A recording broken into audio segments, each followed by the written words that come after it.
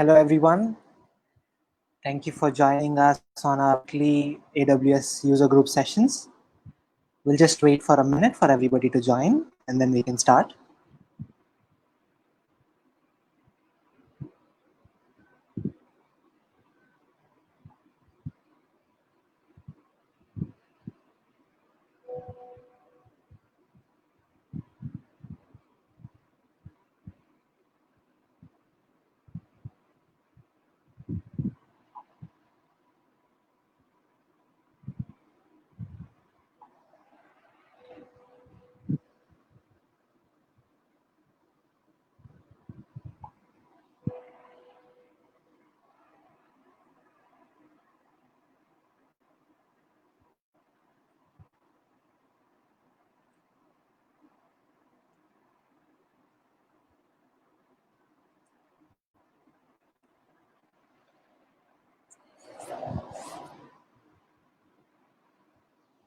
Okay, so let's get started. So welcome, everybody. So this is our weekly Friday session on AWS user group India. And today's topic is we will be building a serverless URL shortener application.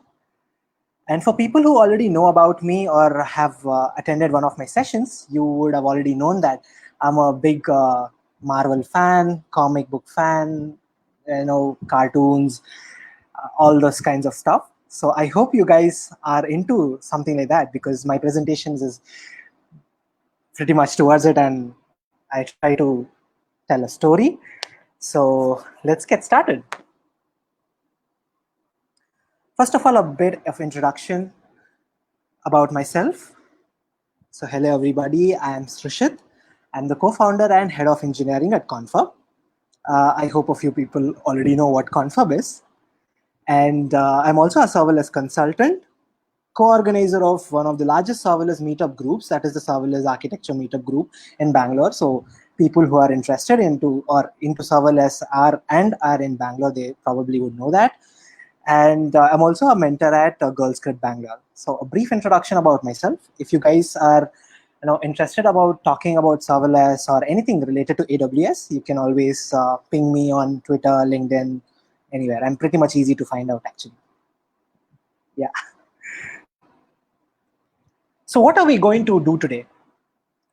We are going to build a serverless URL shortener application. Sounds very big, but with the power of our advent of serverless, the advantage is you can do things quick, you can do things fast, cheap, easy, scalable. I mean, the advantages are so many. I'm pretty sure a lot of you guys have already known the introduction or the basics of what serverless is. So bringing all of those into picture and building an application end to end, minus the UI, because I'm a backend developer. So it's all going to be Postman and API calls and the AWS console. We will be building a simple application where you can post or you can request a shortened URL for a very big URL. I don't know how many of you have already used URL shorteners like Tiny or tiny.cc, bit.ly, and there are a bunch of other things, right? So we thought, why not build something for ourselves, which is very simple and straightforward. That is what we are going to build today. And the best part is, there are no Lambda functions at all. Yes, you heard that right. There are no Lambda functions, absolutely. Now you must be wondering, a serverless application without Lambda functions? Now should the application be called serverless in the first place because there are no Lambda functions? Well, I guess most of you would have already heard about this. Serverless doesn't necessarily mean Lambda functions alone. S3 is a serverless application service.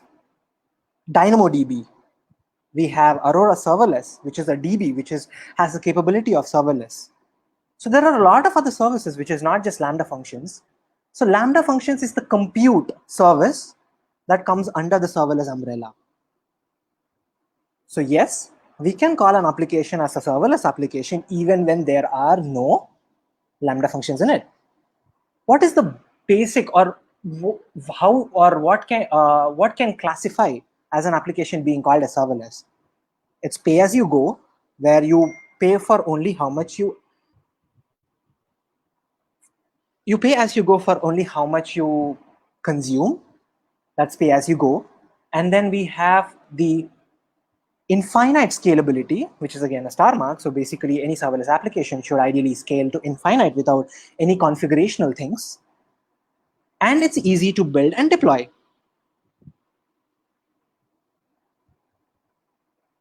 Now, there are going to be only two components for our serverless application. One is the API gateway. The other is the DynamoDB. That's it. There's no Lambda functions, as I've already told you. Isn't this exciting? I hope you guys are excited because I really can't see you guys. So let's get started.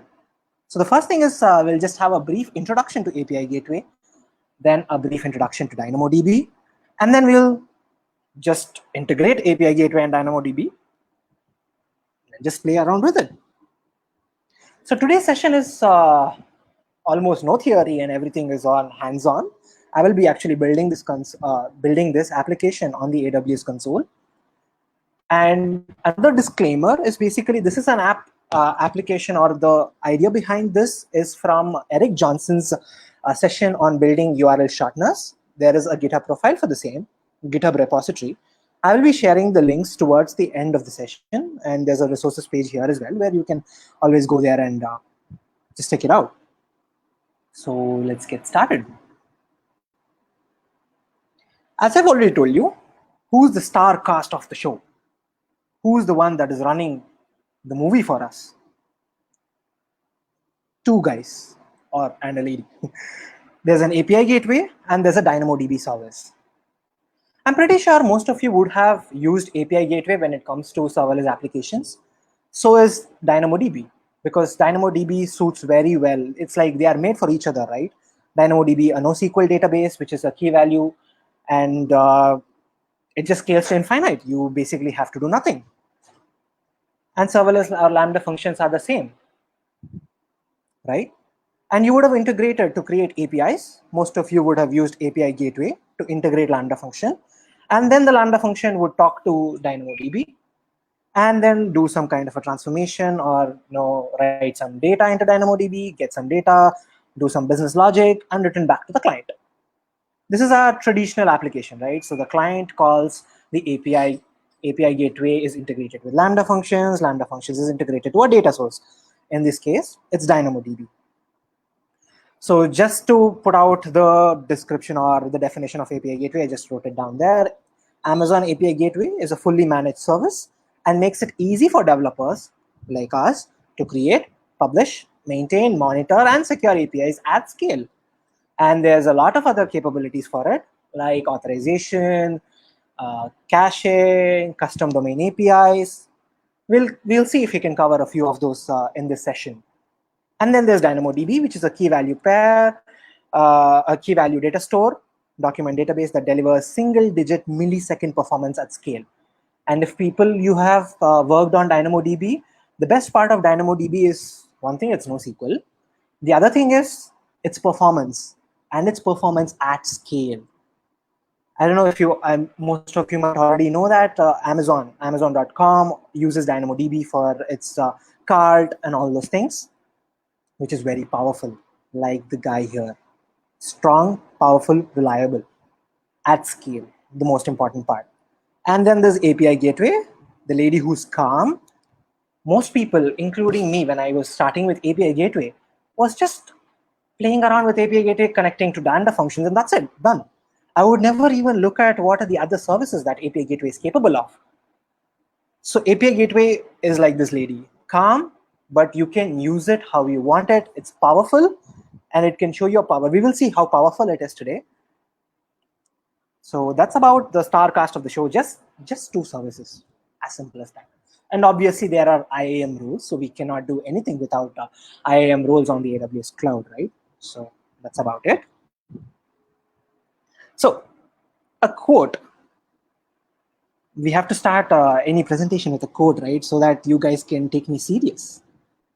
The best serverless application is the one that has 0 Lambda functions. Well, who said this? Captain Serverless. Very popular.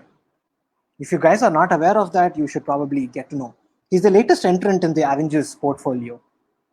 As I said, I'm a big Marvel fan, so you'll probably get snippets or things correlating to the comic world or the Avengers thing. If you have attended one of my previous sessions, it's about how the Infinity Stones, that is from Avengers, and the Thanos wheels that correlating with the Lambda functions. Now, let the magic begin. So I hope you guys are excited for doing this hands-on session. If you guys want to follow me, you can actually click on this link, conf.me/short. Well, it's a URL shortener application, right, that we are building. The URL also has to be short. That's the point with that. So I'm just switching over to the AWS console. So the moment you guys, if you guys want to follow what I'm going to do, you can just hit this URL, conf.me/short. You will land up on my GitHub repository. There's not much of a code because there's no code. We're not writing Lambda functions, right? So there's no code anyway. But there are a few things, that is the templates that we will be using. So these are the few template examples. I mean, the things that I will be using. So I just put them up here, which if you guys are trying to do along with me, you can always go to this repository and pick up the JSON templates from here. This is the VTL templates that will go inside the API gateways, mapping templates, and integration response, all those things. We'll take a look at that. Okay, so now, so if anybody is following me, just get onto the AWS console. So it would look something like this. And then switch over to API gateway. Or rather, we'll just start with DynamoDB. That's our data source, right?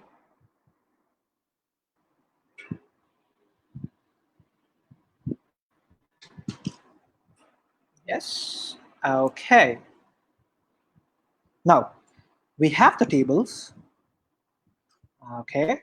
So let's go ahead and create a new table. So what do we call this? I don't know. Shortener. We'll just call it a shortener table. Yeah.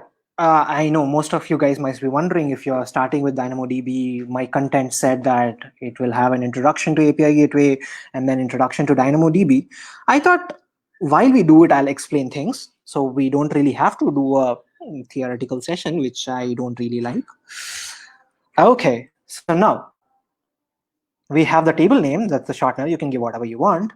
And then the primary key. So as we already discussed, a DynamoDB is a key value data store. So you have keys, you have values. And then there's a concept of primary key, which is which you have to provide. I'm just going to provide it as an ID. This is the type. I'm going to leave it as a string. So this ID is nothing but our short ID. So as you saw that conf.me/short, that short in the link is this ID. So when you want to create a shortened URL, what is the shorter format of the URL that you want? So that is this ID. I don't want a sort key. And I would like to change the default settings. So this is a concept of secondary indexes. So what is secondary indexes? Secondary indexes are basically, it's an index, right? So there's an index on the table. So we're trying to create an index. So I'll just go ahead and create an index. So what is the primary key for the index? So if for people who have already worked on DynamoDB, this looks pretty straightforward. For someone who's getting started, a secondary index or a global secondary index is nothing but a new table with this index. So I'm going to have the key called owner. So that means my DynamoDB has 3 columns you can think of. One is the ID, which is the shorter form of the URL. The second is the owner, basically who owns the shortened URL, because our application, we want to deploy it and there'll be millions of users to use it, right? So who's the owner of it? And what is the longer form of the URL, right? And this is a NoSQL database. That means there's no schema, so I don't have to really define everything. So that's why I'm not going to define the longer URL. I'm just going to create a owner. And this is the index name. I'm just going to call it owner index. And what is projected attributes? So projected attributes is basically you have a primary table, the main table, that is a shortener table. And as I told you, it is a global secondary index is like creating a new table altogether. Just that in the main table, the index is on the ID, whereas in the secondary table, that is the global secondary index table, it is on owner. And now this is what is basically it's asking me projected attributes. So what all in the main table should also be present in this global secondary index table. I'm just going to leave it as all for now and just going to go ahead and create an index. Okay, so we created a we are creating a DynamoDB table along with a global secondary index. Now, why do I need a global secondary index? That could be a question, right? Now, the reason is later in the application, I would like to query based on the owners. So I would like to say, okay, if Srushith is logging in with his account, I have to probably have a dashboard where I will see all the links, the shortened links that I have created, right? So for that, we need, and for people who have already worked on DynamoDB, you can only query on primary key or primary key and sort key or on the indexes. That's a global secondary index. Now, since I have not kept the owner in the primary key of the table, I'm creating another index so that I can query on the owner's column or attribute. Now, read-write capacity mode. So I'm going to leave it as on demand. The best part of serverless is you don't have to take care of anything, right? So as and when requests come in, let the DynamoDB scale on its own. So that's this on-demand pricing. And encryption at rest, I'm just going to keep it default for now. We don't need any encryption per se. Okay, so now our table is being created. Okay, let's just give it a second. While it's getting created, let's go over to API gateway. So again, just like how we landed on DynamoDB, you just click on the services and search for DynamoDB. It's a managed NoSQL database. Oh, sorry, we already did DynamoDB. Yeah, this is API gateway. Click on the API gateway. We'll come here. Now, there are multiple APIs available here. For people who are starting now with API gateway, HTTP API is the new entrant into the API gateway services, like our Captain Serverless. He's pretty new. HTTP API is a faster, cheaper API, but obviously with lesser features. It's not a full-blown feature of what a REST API is. It's like a small brother of REST API, but it's much more cheaper and much more faster. We will not be using this today because HTTP API does not have a direct integration to other AWS services. It only integrates with Lambda functions as of now. So we hope we get that feature soon. Now, there's WebSockets. We are not going to do WebSockets. There's REST API and there's REST API private.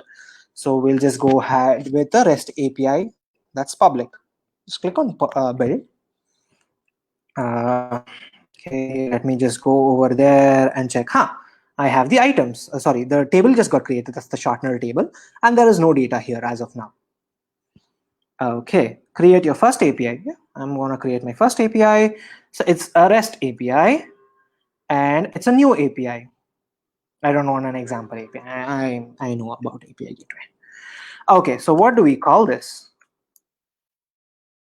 Shortener API. You can call it whatever you want, nothing description. Endpoint type is basically, we are defining if this particular endpoint is going to be deployed regionally, that means deployed in the Sydney region, or is it going to be edge optimized? That is, it's going to be deployed across edge locations.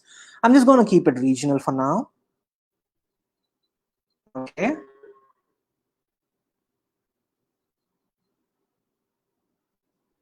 Okay, what just happened?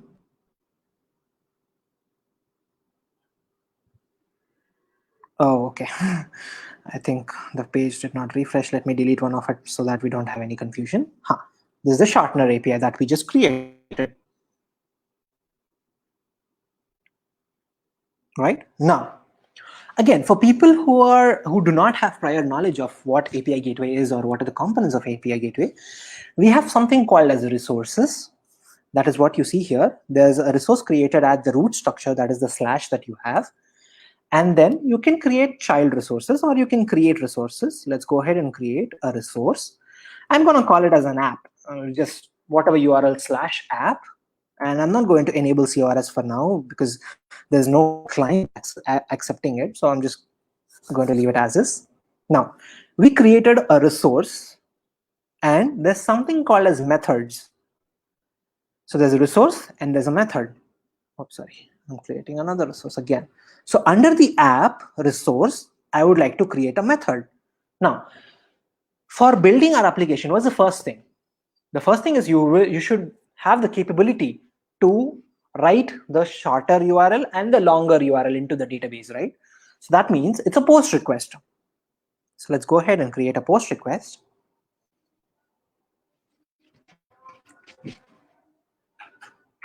Okay. Now you see the integration type. That is the Lambda function, HTTP mock APIs. Mock APIs are pretty helpful when you are just playing around and you have a UI. UI just needs a JSON response for them to build around it. A mock, that's a mock API. Then we have the AWS service. So most likely when I was getting started, so I was just not even worried about what these options were. I would always click on the Lambda function, just go here, type in the Lambda function and click on save, which is basically integrating an API with a Lambda function, correct? Now, it's time to take different turn. I don't want a Lambda function at all for my service. So I'm going to click on AWS service, which means that this API called /app for a method called post will be integrated with another AWS service. In our case, okay, so this is AP Southeast 2, that is Sydney. And then which AWS service? See, you have so many AWS services that we can integrate with API gateway. It's not just the Lambda functions. As I told you, API gateway might look simple, but it's very powerful. Now I'm going to integrate it with DynamoDB. And there's something called as HTTP method. So there are so many HTTP methods. It's going to be a post. One thing to remember here is when we are integrating API gateway with DynamoDB, it has to, must, should always be a post request, the HTTP method. It's not because I'm creating a post method here in the API gateway, but every operation from a DynamoDB, from gateway to DynamoDB is a post request. So that's why we call it as a post, and then use an action name. So what is the thing that we are going to do? We are going to update an item. Okay, for people who are not familiar with what DynamoDB or what DynamoDB things are, we'll explain that in a minute. Now there's something called as execution role. What is this? This is basically an IAM role that will be assumed by API gateway to talk to DynamoDB. But we have not created any IAM roles. So the first thing to do is go to the IAM console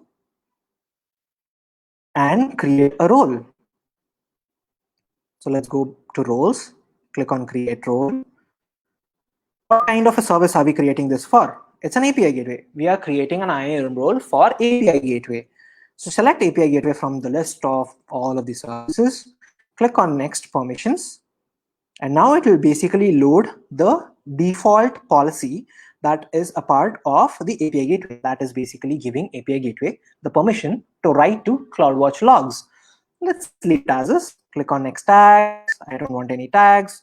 Okay, I have to give it a name. Now, what do I call this? Shortener read. And now, the best practice with IAM is, or with the cloud for that matter, is provide granular security policies to your applications. There's always an option called a star, but we should never use a star. Star is basically provide access to all the services, all the methods, everything. But we are going to build a proper application, a good application, so we are going to keep it to the granular level. So I am going to create an IAM role just for read and another IAM role just for doing all the CRUD operations. Because for an API to read data from the DB, it does not need access to write or delete, keeping the principles, best practices of IAM. So role to read data from DDB, the short form acronym for DynamoDB. Now just click on create role. Okay, now we can just go on this. Now we can see that there is only one permission. Now we have to attach permission. So basically this IAM role does not have access, does not have the policy to talk to DynamoDB yet. So we have to create that. There is a DynamoDB policy already available. That's the full access. But again, that's not a good practice. We have to provide fine-grained access. So I'm going to click on the create policy and it's going to open a new tab where I'm going to add the policy manually. So what is the service that I'm going to use? I'm going to use a DynamoDB service. Now, in DynamoDB, what are the actions? There are so many actions available, but I want only read. In read, I'm just going to take batch, get item, query, just the three of it. I don't want anything else because we're keeping it granular, right? I just want these three permissions and then resources. What is resources? So basically this IAM, whoever has this IAM policy, what resources does this IAM policy have access to?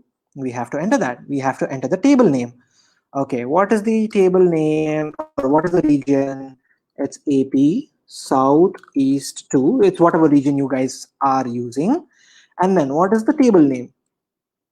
The table name, okay, I don't remember what I gave. Let me go here, copy paste it. Okay, done. We got that here. Okay, now we have added it. Now, you guys have to understand one more thing is we have created an index, a global secondary index.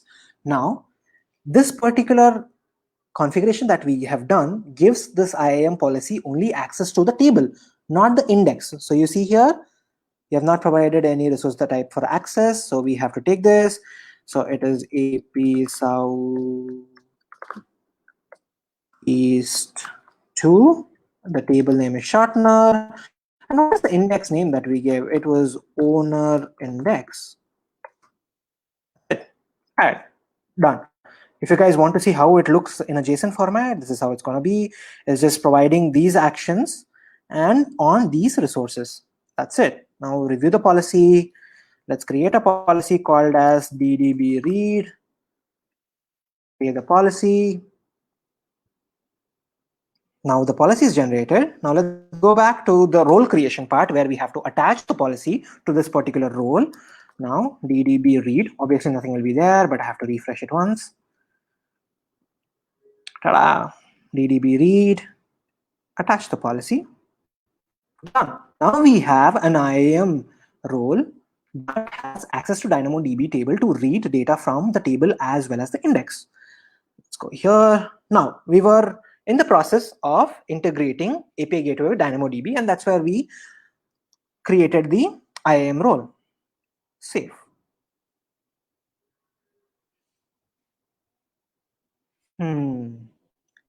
Okay, now that I don't know if you guys are actually, I can't see you guys, right? I did a mistake. I did a read role for a post request. Post request has to write to the table, right? So yeah, that's a mistake. So we have to create another role that we decided. We'll create two different roles, one for read and the other for CRUD. So let's follow the same process. I'm just gonna call it DDB CRUD. I'm just gonna leave it. Done. Now let's go here, attach the policy like what we did for read. We will do the same thing, attach a policy, but now there is no policy already available. So I'm going to generate one policy now. Choose the service, Dynamo what are the actions that we want to do? We want to do write actions on the DB, right? So what I'm going to take is, like, I'm going to take batch write, put item, update item. There should be a delete item. So these are the ones that should be sufficient for us. Okay, now let's add the resources. Specific resource, add an ARN. So the one way of doing this is entering the details here. The other way is go to DynamoDB, go to overview. You will have the ARN already available. Just bring it up here, paste it, add, done. Review the policy. This is basically DDB CRUD policy. Okay, it's just creating a policy. Policy got created. Let's go back to the IAM role. Refresh it once. Yep, got it. Attach the policy. Super. Now we have another role that is responsible for writing data to DynamoDB. Done. It's very important for us to keep the IAM policies to the granular level so that there's no security violations. Yes, that's it. Now, we have provided access for DynamoDB, sorry, for API gateway to interact to DynamoDB. Correct? Now, if you scroll down, there's something called as mapping templates. And here we are going to add a new mapping template. Application/JSON. Give me a minute. I'll explain you what is happening here. Okay, let me bring this back here. As I told you, if you guys are following me, this is where the repository comes in to help. The templates, for the lack of time, I'll just copy paste it instead of writing it. So in the app, we have a post request. I'm just gonna quickly copy paste this. I'll explain you what this is. This is some kind of a JSON syntax. So I'll come back to this. Just give me a minute. I saved it. Let me go back. Before we get anything further, I would like to explain first this piece of the console. What does this mean? So here is the client, and here is the DynamoDB, that is the data source. Now what happens is, every time there's a request coming in, there is an interceptor here, that's the API gateway. There's a method request, there's an integration request. Before it reaches the service, API gateway has the capability to do a few things. That is what we are going to leverage today. And before reaching back to the client, after it came from DynamoDB, it again can do something. It can transform the data, it can add some data, it can delete some data. All of that capability is available in API gateway itself.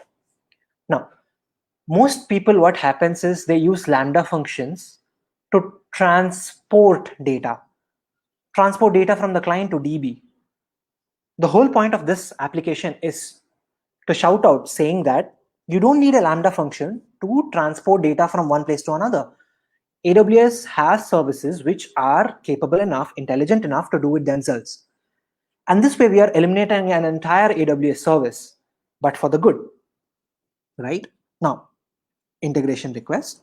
So what this is, let me maximize this. Okay, now this is the thing. So what is an integration request? An integration request, if you guys remember the previous screen, is basically an interception before it actually reaches DynamoDB. So there is some input coming in. I'm transforming that input into a format that DynamoDB can understand and send it to DynamoDB. As simple as that. And now, for people who are familiar with DynamoDB, the syntax should be straightforward.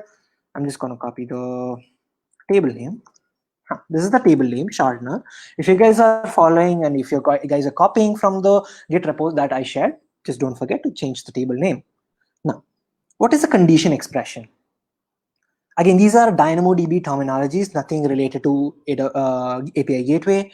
So what is a condition expression? A condition expression is basically saying that if this condition satisfies, only then you execute whatever is happening here. If this fails, everything fails. You don't do anything. Now, what we are saying is, we're just making sure that the shortened URL that is coming in the input is not already available in our database. We're just checking the attribute does not exist. That is the ID, which is nothing but the shortened ID that we are giving in the input.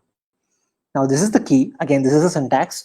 You can just go to the DynamoDB documentation and you can understand. Key is basically the primary key. What was the primary key that we defined? It was ID. What type it was? String. Now what is the value of it? This is what is VTL syntax that we will be leveraging to transform data that is coming from the input via the API to a JSON like this before giving it to DynamoDB. Now, $input.json $.id. So there is an input called ID in the input. So just transform, just replace, this is a variable, right? So just replace this with that ID and string : ID. Now, there's something called as expression attribute names, expression attribute values. Before we go inside what this is, let me explain what this is. This is the SQL statement, like set this and this for this particular table, where this is the condition. For people who are coming from SQL world and pretty new to what DynamoDB or NoSQL is, this is how it happens behind the scenes. So we are setting U, O. I'll tell you what these are. Hash represents attribute names. Colon represents the attribute values. So instead of me hard coding the values here, I'm using named variables. So hash U will be replaced by URL. $U will be replaced by this $U. What is the value of this?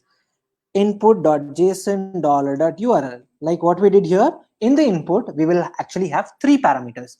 ID, that is the shortened part of the URL, the big URL, and who's the owner of the URL.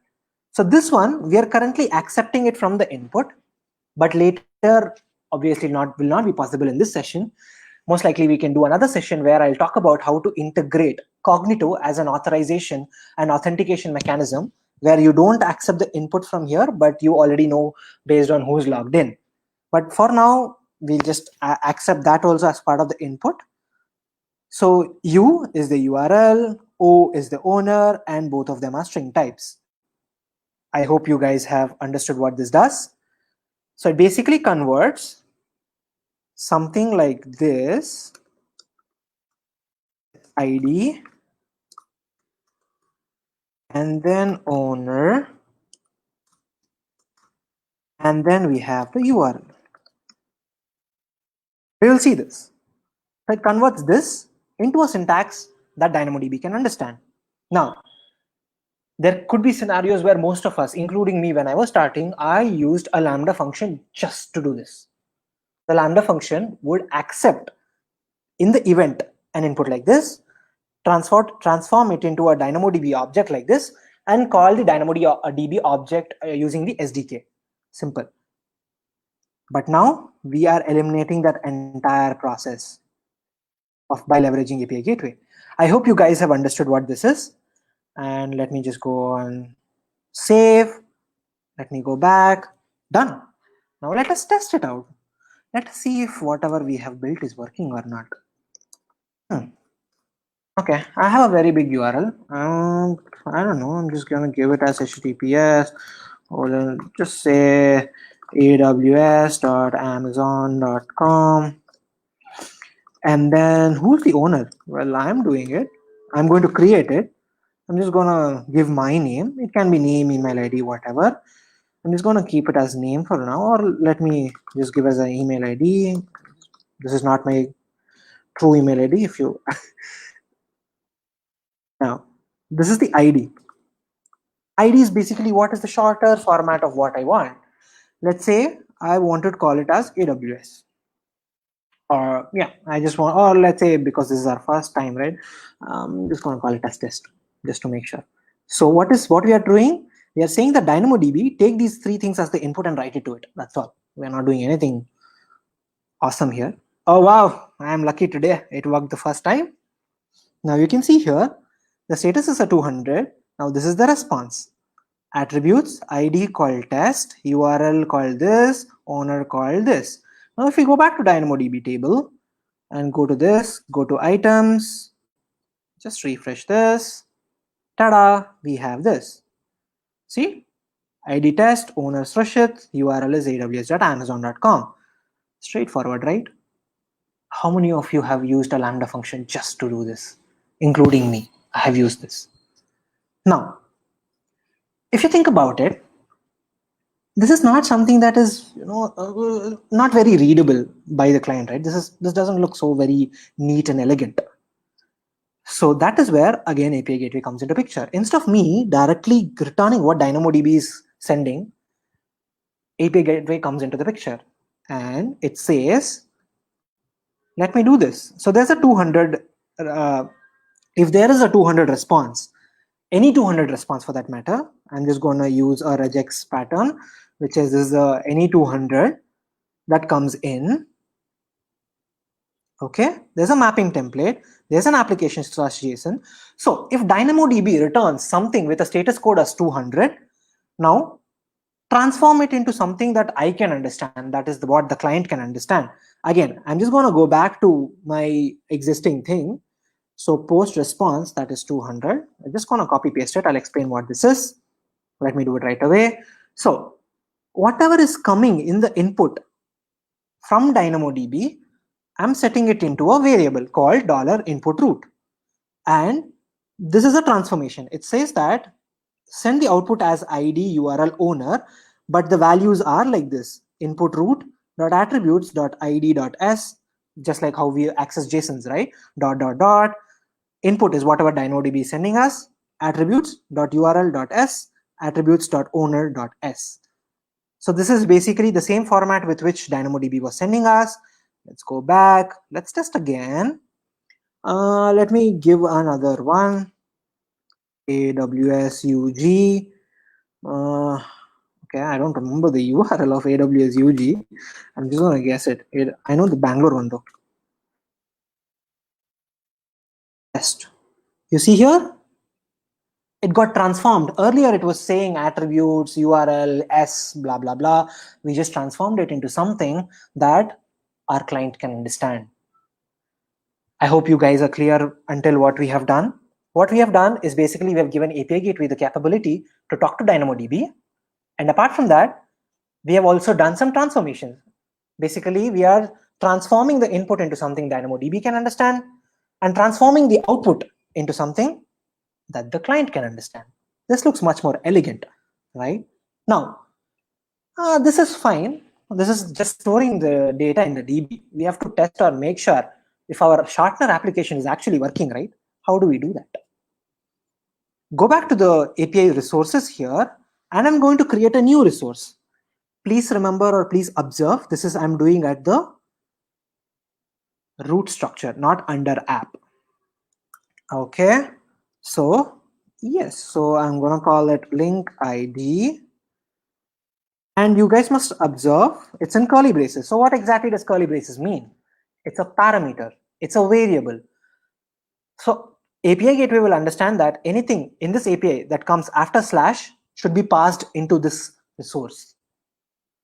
Okay, now let's create a resource. And obviously there's no client you consuming it, so I'm not having the gateway as cars, I'm enabling cars. Now this is going to be, we have to create a method. So this is going to be a get method because this has to be accessible by any browser, right? Same thing, instead of a Lambda function, it's going to be an AWS service. And this is AP Southeast 2, yes. What is the service? It's a DynamoDB service, exactly same to what we did. Now, as I was mentioning, it's not, this HTTP method should always be post, and it is not dependent on what method we are using here, but it is always has to be post because it's an action on DynamoDB. It's a post action on DynamoDB. So this does not determine what HTTP method here is. Now, what is the action? It's actually a get item. And what is the IAM role? So we had created an IAM, DDB read. Oh, this is the policy, I'm sorry.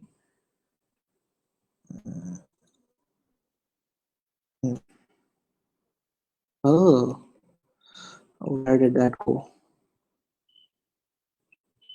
Okay, I'm just going to type in read. Shortener read. My bad, I should have maintained the convention. Okay, Shortener read. Save. Now we have given the API Gateway capability to talk to DynamoDB and only read action. There's no delete or update or insert. Now, the same thing. We have to transform the input, right? Because the input is coming as something.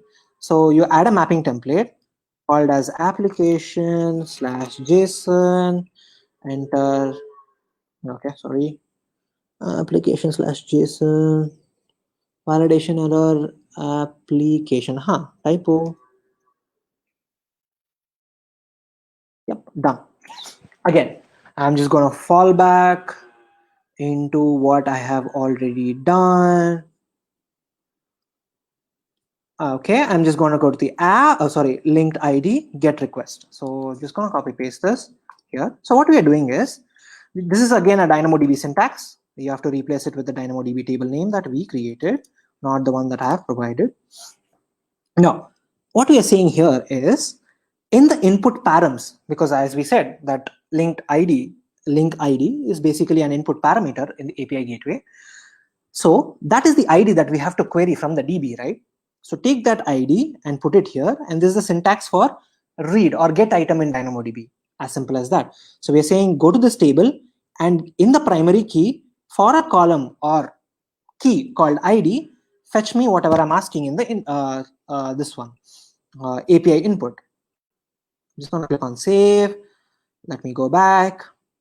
Now let us test it out. We gave it as test, right? Test. It is working. It gave me whatever I asked for. Now again, if my URL has to work, it is a 200 response. A URL shortener means what? If you hit this URL, it has to redirect to that particular website. I don't want a response like this. So basically, the status code should not be 200. It has to be a 301 or a 302, temporarily redirected or a permanently redirected status code, so that the browser can understand that it has to not consume this, but it has to redirect. So for that, we will be touching something called as method response. Here, it says a 200 response. I don't want a 200 response. I actually want a 301 or a 302, whatever you want. I'm just going to say 301. Enter. Now, if you click on this, I have to add a header called location. I hope that there's no typo here. So if you guys know how redirections work from a URL perspective, the response should have a 301 and it should have a header. In the value for the header called location is where the page will automatically get redirected. So we created a HTTP status code called 301 and created a header. Now we have to set this header. So there's a response from DynamoDB that is coming to integration response. Here we have to set the header called location to the response from DynamoDB. Let's go here. Again, this is not a 300 response, I mean 200. So let me just go ahead and delete it, add it. Now the regex. So again, I'm just going to keep it as let me see that the syntax is correct. Yep.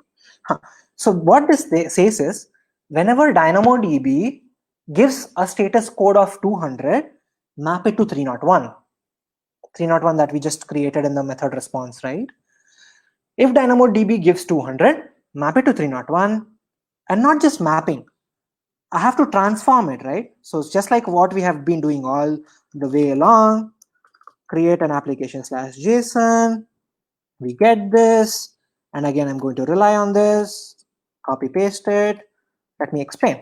Now, what the first line is, the first line sets a variable called input root is equivalent to the value that is coming from DynamoDB. And now what I'm doing is, I'm going to get the thing called items. I hope you guys remember how DynamoDB returned. It said items. So in the input root, if there is items, then I'm going to set the context.response override.header.location. I'm just overriding the response header. And what header is it? It's a location header with what is coming from DynamoDB table. DynamoDB's response. Input root is DynamoDB's response .item .url .s. So this is the syntax. Let me just save it. Let me go back. Let me test. I hope I am lucky the second time also. Yes. You can see here it's a 301 response. You guys remember the last time we did the same thing, it was a 200 response. But now it's a 300 response. And if you see the response headers, there's no data, obviously. There's a 300 response, 300x. So here you see, in the location header, we have HTTPS. So the moment we hit this, let us try it out. Let's deploy this API. Let me deploy the API. I've never deployed anything. I'm just going to call it a dev deployment. Okay, now this got deployed. Copy this. You can either go to Postman or I'm good enough here because it's a GET request anyway. /test. Let's see if I'm third time lucky. Ta-da! Done. Our URL shortener application is done. We basically redirected from here some API gateway URL /dev/test to aws.amazon.com. It's as simple as that. We have just created our own Bitly. You don't have to no longer go there and create your own links on Bitly. You can do this. You can have your own analysis. You can have your own analytics, whatnot. It's as simple as that. This is just what we did was we created a new link. Let's go through what we did again. Let me go back to resources. This is the stages. Using the post request, there was an input, which basically was, let's create another one now. URL. Oh, we actually created one, right? Called AWS UG. Let me try that. I don't remember. Yeah, done. So it gets redirected to AWS UG Bangalore link. If you go back to our DynamoDB table, just refresh this. See, AWS UG test. I'm the owner for both of it, and these are the longer URLs. That's it. We have built our own Shortener application. Let us test out another link for us to brush out what we did. Okay, I know that this is a 1-hour session. I actually planned for creating update and delete as well, but I don't think we have time for that. But let me just quickly show you how to do a delete. Pretty simple, straightforward. Under app, I'm going to create another resource which is called as a child resource. So our API will be saying that /app/ for this ID, I want to delete it. Okay, so I'm just gonna call it as link ID. So this is a parameter like we discussed. Create a resource. While it's getting created, DDB CRUD, this is the IAM role. Now we have to create a method. So I want to implement delete. I don't want to have that test. Test is not good, right? I mean, there's a test data. Let me delete that. Delete. It's not a Lambda function. It's a DynamoDB service. AP Southeast 2. What's the service? It's DynamoDB. It's always going to be post method. And this is a delete item. So for people who already know DynamoDB, these are the DynamoDB methods or actions that you can perform. And for people who are new, these are methods on DynamoDB that you can perform. Now, this is the IAM role. Save. While it's getting saved, I'll go back to my template, this link ID, delete this is the delete request. Yeah, it's getting saved. Transform the input into something that DynamoDB can understand. That is where we do the integration response. This is what it is. This is Shortener. There's no test. That's what I was doing. Let me quickly explain what this is. This is the primary key. That's the ID. You get the ID from the parameters in the API. This is the table name. What is the condition expression? I should not be able to delete someone else's thing, right? I should be able to delete if that belongs to me. So if the owner in the input is same as the owner in the DB for a given ID, only then delete. It's as simple as that. So input JSON owner. So I'm accessing the owner from the input, and I'm getting the link ID from the parameters. This is the expression. So this we already understood. Let me save. Let me go back. test. I want to delete that test thing. And here I'm going to pass the owner. Test successful, 200. 200 was a success. Let's go to our DynamoDB table and let's see if test is there or not. Yoo-hoo! We don't have a test. We successfully deleted a shortened URL because we had the right permission for us to do it. Now, let me show you one last thing before I can just look into the questions which I have not been looking at all. We have the integration response, right? I would like to change that not just to 200. Let's say for whatever reason, I have a 400 request. That means I'm trying to delete someone else's shortened URL, or there's no short URL at all that I'm trying to delete. So that's a 400 request, right? So let me add a response that is a 400 response that I would like to give back to the UI saying it's a bad request, and go back from the method response. I added a status code. In the integration response, I'm going to say that any 400 errors from DynamoDB, map it to a 400 on the method response, save. Let's go here. Let's go to the mapping templates, application/JSON, save. Now here, let me quickly go back here, delete 400 response. Yep. Save.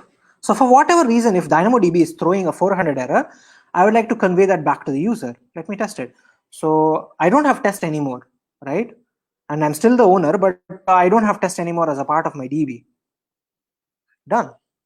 It's a 400 request saying error. Either you don't have the permission to do this operation or the parameter is missing. That means this test is not a part of our DynamoDB table. Similarly, we can implement the put operation as well. We just go here, create a put, give permission to DynamoDB, do some transformation like I have already put here. There's a put request, the same thing.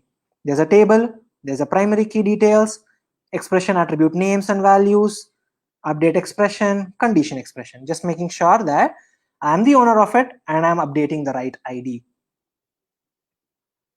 That is all from a put request on how we can update a particular a particular ID, a shortened ID on the DB.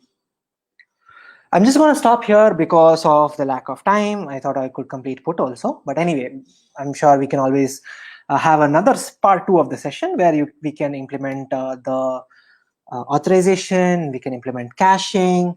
There's one last thing that I would like to complete before I stop. That is basically called as custom domain APIs. I don't know how many of you have already explored this piece. So what is a custom domain API? If you guys remember, we got a very big URL from API gateway, right? For us to pass it. I don't know. Okay, let me quickly hover there. Go back to API gateway. Go here.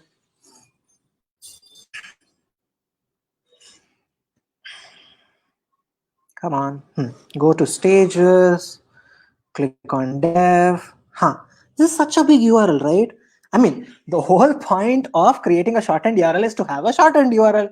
But this URL itself is very big, right? This is so big. Obviously, this part afterwards is smaller, but the URL itself is very big. It's much bigger than AWS UGBLR.in, right? How do I do this? If you guys remember, when we were starting the session, I gave you a link called conf.me/short. This is a custom domain that I own, that I have mapped to this particular, there's a particular API where I have mapped, and instead of using the API, I mean this domain provided by API gateway, if you go to custom domain names, we can create a new custom domain. Just provide a domain name, provide the certificate, all those things, get it verified, and you will have a shortened URL like what I have provided. It's just that you should own the domain and you should have a SSL certificate. As simple as that. We have a very short URL our own bit.ly or tiny.cc or whatnot.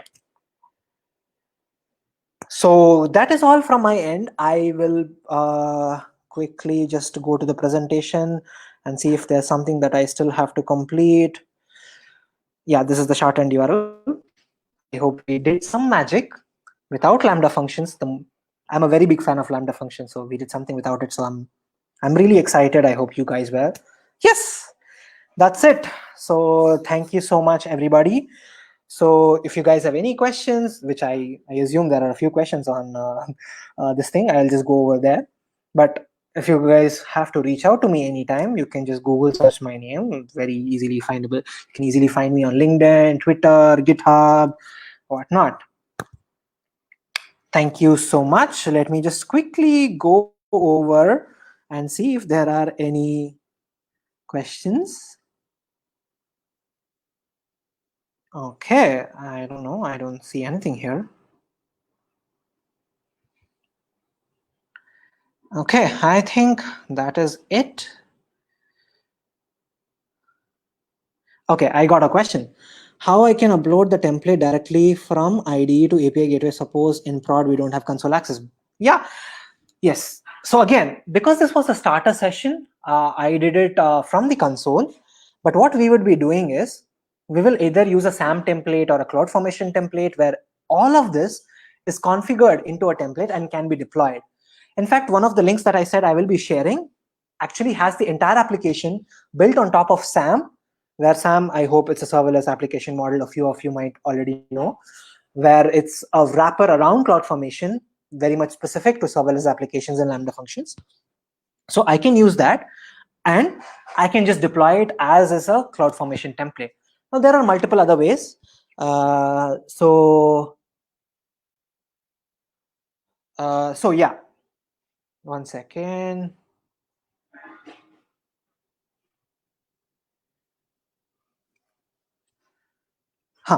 So what I was saying. Yeah, there's again another thing called as the serverless framework, which I am a very big fan of. So you can use that as well. So the GitHub repository that I pushed, I have shared the link. So what I would be doing is I'll try to generate a serverless template, because the SAM template is already available. I don't have to regenerate anything. I'll try to generate a serverless template with all of this configuration, so that you can simply go to your CLI command line and simply say serverless deploy, and you have your own shortener in place for you. So I think that is it. If there are any more questions, please do shoot.